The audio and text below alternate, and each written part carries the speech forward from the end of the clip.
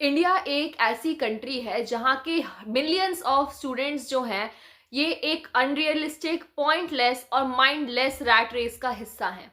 Parents बच्चों के ये उनके पैदा होते ही डिसाइड कर लेते हैं कि इनको तो मैं आगे इन फ्यूचर डॉक्टर बनाऊंगा या इंजीनियर बनाऊंगा। ये एक बहुत ही सच बात है, लेकिन थोड़ी सी कड़वी बात है कि यहाँ पे इंडिया में बच्चा कितना इंटेलिजेंट है, उसमें कितनी कैपेबिलिटीज हैं, ये उसका ग्रेजुएशन का सब्जेक्ट डिसाइड करता है।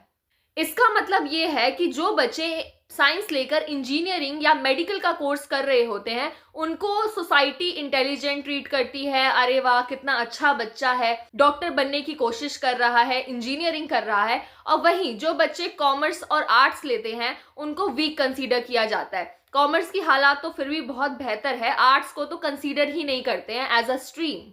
आर्ट्स के स्टूडेंट तो इनफैक्ट किसी को बताने में भी 100 बार सोचते हैं कि वो आर्ट्स के स्टूडेंट है, क्योंकि उन्हें पता है सामने वाला यही बात बोलेगा कि अगर आप साइंस लेते तो डॉक्टर या इंजीनियर बनते, आर्ट्स क्यों ले लिया। एंड ये इनफैक्ट मेरा खुद का पर्सनल एक्सपीरियंस है, ये सारी चीजें सोसाइटी में आज भी होती हैं। दिस ऑल एक्चुअली शोज कि आज भी सोसाइटी ने करियर का मतलब सिर्फ doctor, engineer and government jobs, और यही जो सुनने में आती हैं, यही सारी करियर्स बनाई हुई हैं। दिस एक्चुअली शोज कि सोसाइटी में बस गिने चुने करियर को ही लोग इंपॉर्टेंस देते हैं, प्रायोरिटाइज करते हैं, जिनमें से कुछ जॉब्स है लाइक डॉक्टर्स बनना, इंजीनियर बनना, और गवर्नमेंट जॉब्स तो सबसे बड़ा मेन टारगेट होता है हर एक एस्पिरेंट का जो इंडिया में रह रहे हैं। मेजॉरिटी ऑफ लोगों को ethical hacker, food stylist, UX researcher, voice over artist, videographer, video game designer, इन सारी चीजों का मतलब भी नहीं पता होगा, और ये सारी चीजें भी एक करियर ऑप्शन बन सकती है। हम ये शायद सोचते भी नहीं है। ये सारे जितने भी करियर ऑप्शंस हैं ये डॉक्टर, इंजीनियर, गवर्नमेंट जॉब से अलग करियर ऑप्शंस हैं।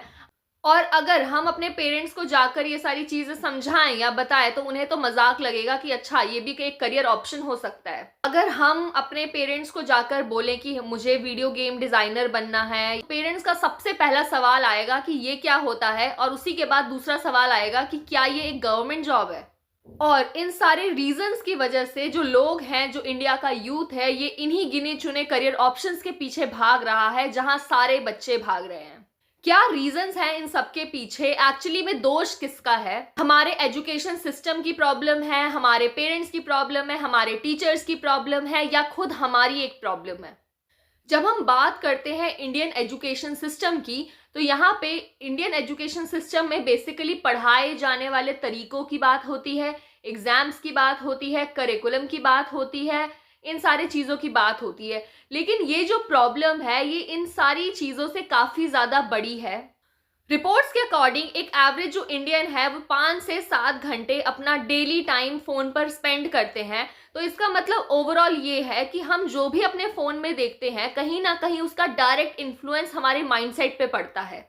हमारे मास मीडिया का भी हम पे काफी ज्यादा इन्फ्लुएंस पड़ता है। और हमारे ये जो न्यूज चैनल्स हैं, बहुत सारे फेमस जो न्यूज चैनल्स हैं, ये मेनली 4 ही चीजों पे फोकस करते हैं: politics, cinema, crime and sports. लेकिन काफी बार न्यूज में ऐसी ऐसी वीडियोस चलती हैं, ऐसी वीडियोस को न्यूज में दिखाने का सोसाइटी पर क्या फायदा है, सोसाइटी को इससे क्या बेनिफिट मिलेगा? एकदम यूजलेस न्यूज है ये। नेक्स्ट बात आती है बॉलीवुड की मूवीज की। यहाँ पे मूवीज भी बहुत ज्यादा डायरेक्ट इन्फ्लुएंस डालती है यूथ के माइंडसेट पर। जो इंडियन मूवीज हैं उसमें जो हीरो होता है वो कुछ गिने चुने प्रोफेशंस में ही शो करता है, लाइक पुलिसमैन है या बिजनेसमैन है, आर्मी में है, और कुछ कुछ मूवीज में स्पोर्ट्स में होते हैं। लेकिन कितनी ऐसी मूवीज होंगी इंडिया में जहाँ पे जो एक्टर है, मतलब जो मेन लीड है, वो मैथमेटिशियन शो हुआ है, या फिर एक बढ़िया सितार प्लेयर शो हुआ है, जियोलॉजिस्ट शो हुआ है, या आर्कियोलॉजिस्ट शो हुआ है। जो दूसरा सोर्स था यूथ को इंस्पायर करने का कि आपको डिफरेंट प्रोफेशंस में जाना चाहिए, आपको डिफरेंट करियर ऑप्शंस को एक्सप्लोर करना चाहिए, वो दूसरा सोर्स भी यहाँ फेल हो जाता है। अब नेक्स्ट बात आती है सोशल मीडिया की, जैसे कि इंस्टाग्राम, फेसबुक, इन सारी चीजों की। तो इसका एल्गोरिदम इस तरीके से बेस्ड है कि आप जो देख रहे होते हो आपको पूरे जगह वही दिखाया जाता है। तो इधर भी कोई हटके करियर ऑप्शंस की बात नहीं होती, क्योंकि यहाँ पे वही चीज रिपीट होती रहती है जो आप ऑलरेडी देख रहे होते हो। और अगर आप देखना चाहते हो तो आप तब तक देख नहीं सकते तब जब तक आप खुद जाके उस पर्टिकुलर चीज के बारे में सर्च ना करो। इन सब के बाद जो सबसे बड़ा फैक्टर बच्चों के करियर में या किसी भी चीज में रोल प्ले करते हैं वो होते हैं हमारे पेरेंट्स। अगर कोई बच्चा अपने मम्मी पापा को जाकर ये बोले कि मुझे वीडियोग्राफर बनना है, तो पेरेंट्स शायद हार्डली ही कुछ ऐसे पेरेंट्स होंगे जो इस बात को सपोर्ट करेंगे, लेकिन मेजॉरिटी ऑफ पेरेंट्स इंडिया में इस सब चीजों को सपोर्ट भी नहीं करते हैं। और उनका एक ही जवाब होता है कि पहले कोई अच्छी सी गवर्नमेंट जॉब ढूंढ लो, देख लो, और उसके बाद इसको एज अ हॉबी करते रहना। कुछ केसेस में तो पेरेंट्स ही बच्चों का करियर भी डिसाइड कर देते हैं कि हमारा बच्चा तो डॉक्टर बनेगा और हमारी बच्ची तो इंजीनियर ही बनेगी। पैदा होते ही बच्चों का फ्यूचर डिसाइड हो जाता है कि ये बच्चा तो मैं तो इसको यूपीएससी ही कराऊंगा। तो इंडियन पेरेंट्स की प्रॉब्लम ये है कि वो अपने आप को अपडेटेड रखना भूल जाते हैं, और इस सब का रिजल्ट ये है कि इंडिपेंडेंस और लिबरलाइजेशन के इतने साल बाद भी इंडिया में जो सबसे टॉप मोस्ट डिमांड पे रहती है वो रहती है गवर्नमेंट जॉब्स। हालात इतने ज्यादा बुरे हैं कि जब रेलवे ग्रुप डी के फॉर्म्स निकले थे तो उन पर्टिकुलर पोस्ट के लिए, मतलब उस लिमिटेड सीट्स के लिए, 32,000 सीट्स के लिए 1 करोड़ से ज्यादा एप्लीकेंट्स ने अप्लाई किया था। ये रेशियो जो है ये 1/300 है। मतलब कि अगर 300 लोग एप्लीकेशन को फॉर्म, मतलब एग्जाम में अगर 300 लोग अपीयर हो रहे हैं तो उसमें से सिलेक्शन जो होगा वो सिर्फ 1 का होगा। इसका ओवरऑल मतलब ये है कि आप एक ऐसी रेस का हिस्सा हो जहां पे 300 लोग स्टार्टिंग पॉइंट पे खड़े हैं, एंड जो फर्स्ट आएगा सिर्फ और सिर्फ उसको वो गवर्नमेंट जॉब मिलेगी। बाकी जो सेकंड आया, थर्ड आया, उनका भूल जाओ, वो हार गए हैं रेस कंप्लीटली। तो हम ऐसी ही रेस क्यों नहीं चूज करते हैं जहां पे स्टार्टिंग पॉइंट पे ही 2 या 4 लोग हो या फिर कंपटीशन बहुत ज्यादा कम हो। हाँ, पेरेंट्स को इन्फ्लुएंस करना, उनको कन्विंस करना सबसे ज्यादा बड़ा मेजर टास्क आता है इन सारी चीजों में। अगर हम अपने पेरेंट्स को जाकर बोले कि हमें इन फ्यूचर इन्वायरमेंटलिस्ट बनना है, तो सबसे पहला सवाल उनका यही आएगा कि ये क्या है और इसका इन फ्यूचर स्कोप क्या है। और अगर बच्चा इधर से उल्टा जवाब दे दे कि मेरा फ्यूचर है, मैं डिसाइड करूंगा मुझे क्या करना है क्या नहीं, तो ऐसे बच्चों को, अब देखा जाए तो ये जो आर्ग्यूमेंट है ये काफी लॉजिकल है, लेकिन ऐसे बच्चे को हमारी सोसाइटी में बदतमीज का टैग मिल जाता है। इस लॉजिकल आर्ग्यूमेंट को हमारी सोसाइटी एक तरीके से डिसरिस्पेक्ट की तरह देखती है। इसके बाद पेरेंट्स तो डायरेक्टली यही कह देते हैं कि अगर बात नहीं सुननी तो जो मर्जी वो करो। अब उस बच्चे की कंडीशन आप इमेजिन करो जो अपना एक लाइफ का न्यू फेज शुरू करने वाला है, एंड पेरेंट्स की उसको बैकिंग नहीं मिल रही, पेरेंट्स की तरफ से उसको सपोर्ट नहीं मिल रहा, तो उसका जो ये सेल्फ स्टीम है, उसका जो सेल्फ कॉन्फिडेंस है वो कितना ज्यादा गिरेगा। तो इस पूरे सिस्टम में मास मीडिया, सोशल मीडिया, इन सारी चीजों के बाद पेरेंट्स का बहुत बड़ा हाथ होता है इन सारी चीजों में। एंड इसके बाद जो मेन फैक्टर आता है वो आता है पीयर प्रेशर।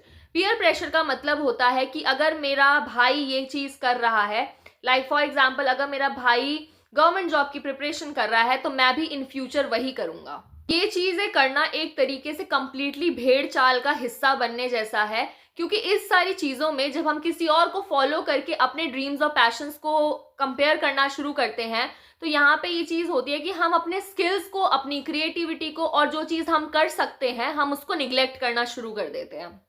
अब इतना सब होने के बाद बच्चों के पास सिर्फ एक ही होप बचती है और वो बचती है स्कूल्स एंड कॉलेजेस। अब इंडिया के गवर्नमेंट स्कूल्स की हालत तो हम सबको पता है, वहाँ पे बहुत ही ज़्यादा बुरा हाल है। एंड इन सारी चीज़ों में प्राइवेट स्कूल्स भी कम नहीं है। प्राइवेट स्कूल्स में बच्चों को मेंटली बहुत ज़्यादा परेशान कर देते हैं। लाइक अगर स्कूल लेट आए हो तो पनिशमेंट, नेल्स ट्रिम नहीं है तो पनिशमेंट, हेयर कट नहीं है तो पनिशमेंट। तो घर के अंदर जो स्ट्रिक्ट पेरेंटिंग बच्चों का सेल्फ कॉन्फिडेंस डाउन करती है, स्कूल में आकर बच्चों का वही सेल्फ कॉन्फिडेंस और ज़्यादा डिग्रेड हो जाता है। इन सारे रीजंस की वजह से बच्चे खुलकर ओपनली अपनी बात किसी को भी बोल नहीं पाते, इनफैक्ट टीचर्स को भी नहीं बोल पाते हैं। एंड बच्चों की इस वजह से बच्चों की डिसीजन मेकिंग स्किल्स एकदम खत्म हो जाते हैं। एंड अगर वो अपना इन फ्यूचर कोई डिसीजन लेते भी हैं तो उसी को डाउट और क्वेश्चन करने लगते हैं। अब एक कंडीशन लेकर चलते हैं कि अगर स्कूल के टीचर सपोर्टिव हैं एंड घर में पेरेंट्स भी सपोर्टिव हैं, तो स्कूल का करिकुलम ही ऐसा नहीं है कि बच्चों को थोड़ा और ज़्यादा एक्सपोजर मिल पाए, उनको डिफरेंट करियर्स का ज्ञान मिल पाए। स्कूल में जो करिकुलम है वो बच्चों को एक तरीके से लिमिटेड एक्सपोजर ही देता है। कितने स्कूल बुक्स में video game designer, archaeologist, geologist, mathematicians, event managers, इन सारी चीज़ों के बारे में पढ़ाया जाता है। स्कूल्स जो हैं वो बच्चों की क्रिएटिविटी को इंस्पायर करना भूल जाते हैं। हालांकि बॉलीवुड में काफ़ी सारी ऐसी मूवीज़ भी हैं, लाइक हिचकी है, तारे ज़मी पर है, जो कंप्लीटली ये चीज़ शो करती है कि कैसे पढ़ाई को एक तरीके से क्रिएटिविटी एंड इंजॉयबल चीज़ भी बनाई जा सकती है। अब बात करते हैं इस प्रॉब्लम की सॉल्यूशंस की। जो चीज़ आपके कंट्रोल में है उसको अपने कंट्रोल में कंप्लीटली रखो। डिफरेंट करियर ऑप्शंस को एक्सप्लोर करो, चीज़ों के बारे में जानो और देन अपना एक पर्टिकुलर करियर चूज करो। थोड़ा सा खुद से इनिशिएटिव लेना पड़ेगा डिफरेंट करियर ऑप्शंस को एक्सप्लोर करने के लिए, क्योंकि एल्गोरिदम हमें वही दिखाएगा जो हम देखेंगे। यहाँ पे थोड़ी सी रिस्पॉन्सिबिलिटी पेरेंट्स की भी आती है कि उनको अपने आप को अपडेटेड रखना चाहिए, टाइम के साथ अपने मेंटालिटी को चेंज करना चाहिए एंड आपको अपने बच्चों से ऐसे फ्रेंडली रिलेशनशिप्स स्टैब्लिश करने चाहिए कि बच्चा आपसे ओपनली कोई बात कह सके। स्कूल्स में करिकुलम का तो चलो शायद हम कुछ नहीं कर सकते, लेकिन स्कूल्स में काउंसलिंग ज़रूरी है, करियर काउंसलिंग देना ज़रूरी है बच्चों को।